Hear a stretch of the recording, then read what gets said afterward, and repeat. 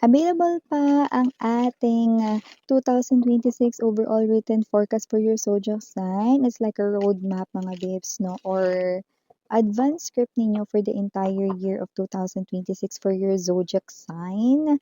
That's for 1-5, no? Hanggang ngayong February na lang yan pwedeng i-avail. So, consisting na yan ng general messages, love messages, money messages, career/business messages, angel numbers for your extra guidance, and significant events to remember dun papasok ng sudden changes, mga transformations, or surprises na hindi mo alam na paparating. So if you want to avail that one, message lang sa the high priestess kr@gmail.com. Okay? So let us see.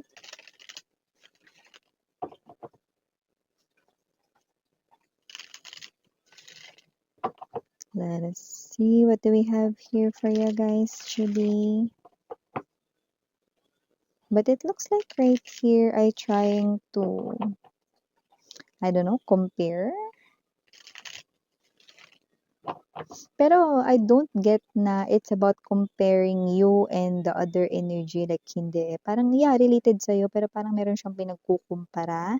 Pwedeng bagay or sitwasyon. This person here could be trying to plan something, Three of Wands, because I'm seeing that this person here is up in his or her head. Stuck rito sa pag-iisip rito, no, na yes, may kinalaman talaga sa inyo. But yeah, let us see kung ano talaga yon. And, just take only what resonates, okay?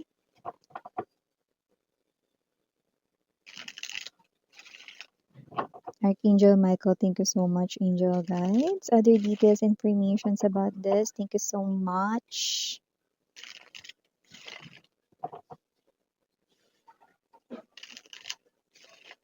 Okay, let's go ahead and check this out.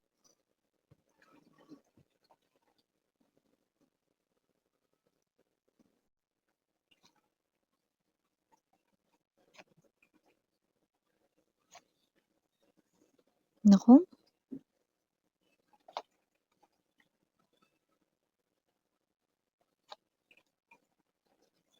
Parang pakiramdam ng person na 'to nasasakal siya rito, oh.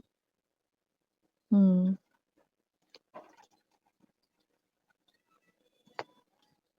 Okay. Center of the reading, ikaw 'yan 'no, Queen of Coins. Lahat tayong gender dito, babae, lalaki, LGBT. Ayun. Kaya bottom of the deck, Two of Coins. Ayun. Kaloka. Oh, kung sino man 'to 'no, parang pakiramdam niya nasasakal siya rito. Seven of Wands energy and the Ten of Wands. Ba't ano ba yun, Miss, 'yan?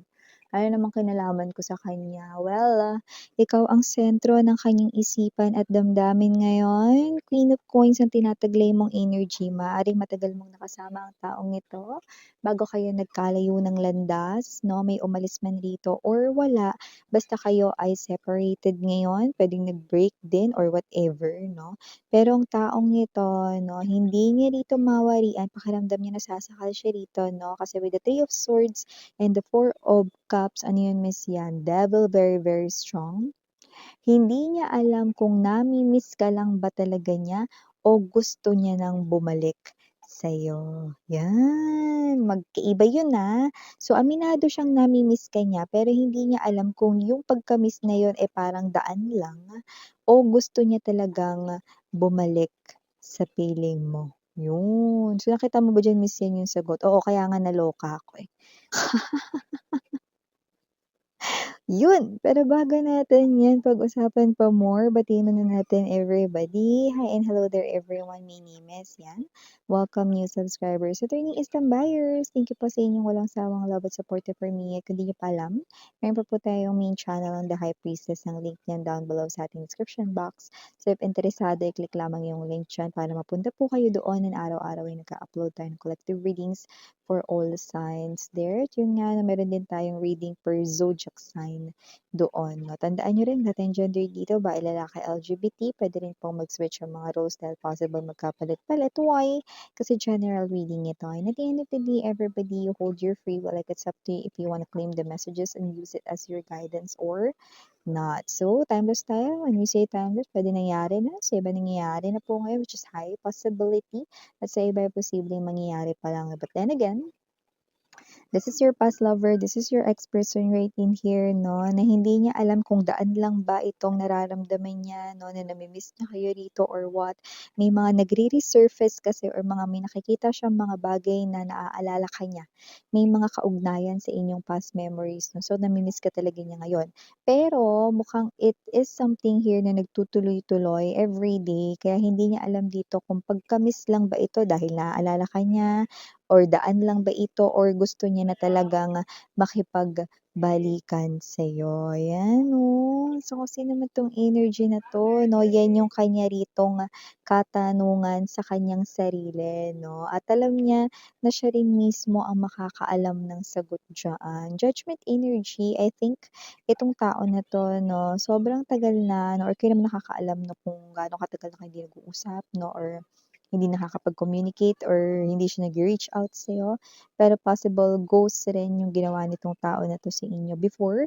Pero yung iba, karamihan talaga dito ay na-involve sa isang third party interference, Three of Swords energy. Ganun pa man, itong tao na 'to 'no, ay nakikita ko rito 'no, na hindi niya alam kung with the Magician energy siya ba ay dapat kumilos or may gawin dito or wag na lang or wala dapat siyang gawin. Pero sa isip niya pilit niyang tinitimbang, okey, kasi nakakaranas siya ngayon ng matinding emotional wave 'no, kung saan 'no, totoong nami-miss niya kayo 'no, at itong tao na 'to 'no, ay nagkakaroon ng samut-sari rin dito 'no, na parang mga iniisip niya 'no, kung gusto niya bang makipagbalikan sa'yo o sadyang nami-miss or naaalala ka lang niya 'no. Well, okay, I do see that this person right in here, aside from that 'no, battling kung ano ba talaga dun or alin ba talaga doon yung kanya talagang nararamdaman or nararanasan 'no. As of this moment, Seven of Cups energy, nakikita ko na ita-try niya ritong balikan ang inyong mga past conversations 'no, sa mga text messages or chat kung na-o-open niya pa 'yan, pero yung iba maaaring sa text messages 'no. So, this person here, hindi ko alam kung hindi lang ba talaga siya nagbubura ng mga mensahe 'no, kasi napakadami ng nasa inbox niya 'no. Yung iba, this is text message right in here 'no. So, it could be your old conversations, but this person here will reread you on or babasahin niya muli 'no. Kasi nga nakikita ko dito na nami-miss ka niya 'no, lalo na ngayon. At kung sino rin 'tong energy na 'to 'no, nakikita ko 'no, na sa kanya ritong day to day na ginagawa, pumapasok sa trabaho 'no, or ano man ginagawa niya araw-araw 'no, routinely man 'yan or hindi, may mga bagay na nagpapaalala sa'yo sa kanya. Okay, so it could be maybe the shops na pinupuntahan ninyo, mapa-window shopping man 'yan or hindi, baka sa mall, 'di ba? Or maybe the food, okay, baka hindi naman siya yung as in umorder nun, pero narinig niya in-order ng kabilang table or whatsoever 'no, and then this person here,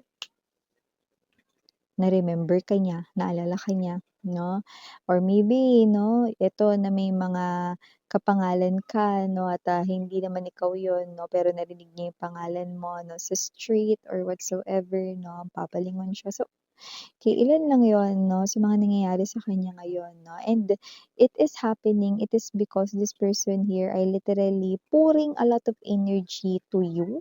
Queen of Coins energy. Kaya high chance 'no, lalo na kung malakas ang intuition mo, ramdam mong iniisip ka ng isang person dito at yun ay walang iba kundi ang ex-lover mo.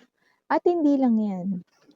Okay, kasi nakikita ko rito na mababago yang ganyan na kanya rito, madadagdagan yung pag-o-overthink or pag-o-overassess niya rito dahil maiisip niya sa kabilang banda, pagka-miss nga lang ba talaga ito o gusto ko talagang makipagbalikan kay Collective Four of Cups energy. Bagay na hindi ko alam. Gusto kong kumilos pero ba't gano'n?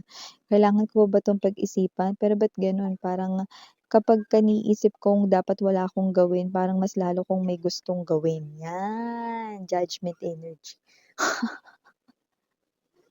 Yun tayo, eh, 'no? So, kasi naman ito naguguluhan siya rito 'no, kasi hindi niya alam kasi may mga tao, mga babes 'no, na okey, naalala ko lang yung isang person, pero yun lang, wala naman akong kailangang gawin, na-miss ko lang siya, period, 'di ba? So, depende, 'di ba? At, yung iba naman 'no, na nagiging strong each day, yung pagka-miss, dun na pumapasok yung energy na ano kaya kontakin ko siya or ano kaya, magbalikan kaming dalawa lalo na kung ex-lovers, 'di ba? So, may gano'ng klase ng energy. Dito, kaya ako naloka, Nine of Wands energy. Napagtanto ng person mo 'no, na both, ayan oh. Hindi lang isa, hindi ka lang niya miss kundi talagang gusto niya rin makipagbalikan sa'yo, 'yan oh, dalawa talaga, nami-miss ka niya at gusto niya rin talaga makipagbalikan sa'yo. Kasi mare-realize niya yung pagka-miss niya ay hindi magla-lie low at hindi magla-lie down dahil itong tao na 'to 'no, ay hindi lang talaga pagka-miss ang nararamdaman niya dito kundi this person here, "I need you back, I need you here beside me." 'Yan, gano'n ang peg niya. Please come back. Yan 'no. So, kasi naman 'tong energy na 'to 'no, Jebal, eh, gusto niya magbalik ka rito sa life niya 'no. Mare-realize niya rito kamuka't-mukat in the upcoming mga linggo rito 'no, na hindi ka lang niya basta nami-miss at hindi lang ito dadaan na pagka-miss kundi both, nami-miss ka niya at gusto niya makipagbalikan sa'yo. May gagawin siyang action rito at hindi niya hahayaan dito 'no, na na hindi siya kumilos. Kasi kagaya ng binanggit ko sa inyo kanina 'no, parang yung energy niya kasi rito 'pag naiisip niya na dapat wala siyang gawin or dapat hindi siya kumilos or, siya ito na kumalma lang, hindi mangyayari yon. Kasi nakikita ko that with the Magician, okay, the more na parang yung pino-force niya yung sarili niyang that wala siyang gawin, the more na mas gugustuhin niyang gumawa ng action. Knight of Swords, this is definitely the action. So, meron talaga siyang gagawin. Sword ay form of communication. So, definitely siya yung mauunang makipag-reach out or makipag-communicate sa'yo. Okay? Sa iba na nasa malayo ito, willing to travel. Okay? Kung sino rin tong energy na to na nakikita ko, no, as soon as possible, okay, gugustuhin ka niyang makausap dito. Yan. Dahil lang magiging plano ay as soon as possible, sana magkabalikan na kayo. Yun. Yun pala talaga yun, 'no? Target goals, nabubulol. So, sino man 'tong energy na 'to, 'no, kayo nakakaalam kung gusto niyo pang patuloyin 'to sa buhay ninyo. Pero yung nangyayari ngayon sa kanya, parang feeling niya kasi nasasakal siya, out of breath, okey? Kasi hindi niya rito maintindihan yung emotional wave na nararamdaman niya rito, 'no, and this person here ay definitely missing you. And at the same time, this person here really wants you so badly na makabalik dito sa kanyang life, no? It's so hard, okay, na wala ka. Yan. Especially when it comes to his emotional, no, na state. I do see that this person here really needs you. Okay. Oh, I know. Okay, ano man yung bagay rito na nakapagpaguho ng inyong koneksyon dati 'no, pinagpe-pray niya na sana hindi na yun rito 'no, makasagabal 'no, sa paggawa mo ng desisyon sa pakikipagbalikan sa kanya. Which is alam nating malabo yun, lalo na kung nakatatak sa isip talaga 'no, ng isang tao 'no, yung nagawang hindi maganda dito 'no. Yung bagay na nakasakit at nag-cause ng trauma ay hindi madaling kalimutan, okay. So, kasi naman 'tong energy na 'to 'no, this person right in here 'no, ay may gagawin. Mm. At siya mismo ang mauuna kumilos dito. Ayan, for the initials na tayo, we have here A, and that is capital letter. Another capital letter, we also have here R, and another capital letter, we also have here T. Okay, and for the other letters might not be capital, U, I, G, K, B as in boy, L, N, and last but not the least, we have the letter F. So yeah, mga babes, no, these are all the messages we've got right here for you, sweethearts. Again, I'm your Yana on me for the girls in Yana, Duna for the boys. Sarang love and light. Annyeong.